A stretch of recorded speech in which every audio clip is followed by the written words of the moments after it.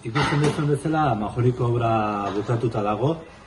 Badakigu egoera zail bat bizitzen ari garela Ordiziar guztiok, eta ikusita Ordizian kirola zein garrantzia duen, hurrengo astetik aurrera, Majoritik zerbitzu berri bat emango dugu.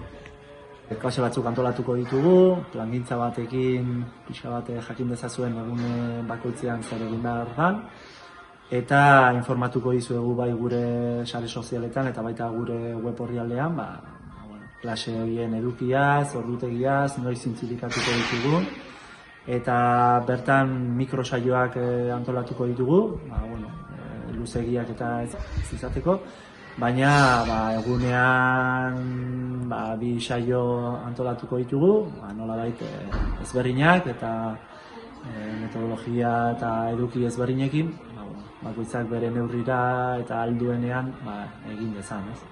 YouTubeko kanalean izango ditugu saio guztiak, gure web orrialdean horren loturak eta izango dituzue, atalka eta arlo bakoitzan sailkatuta, zikloko klaseak zenbakituta egongo dira, eta bakoitzak egin ahalko du pixkanaka igotzen ditugun klase guztiak.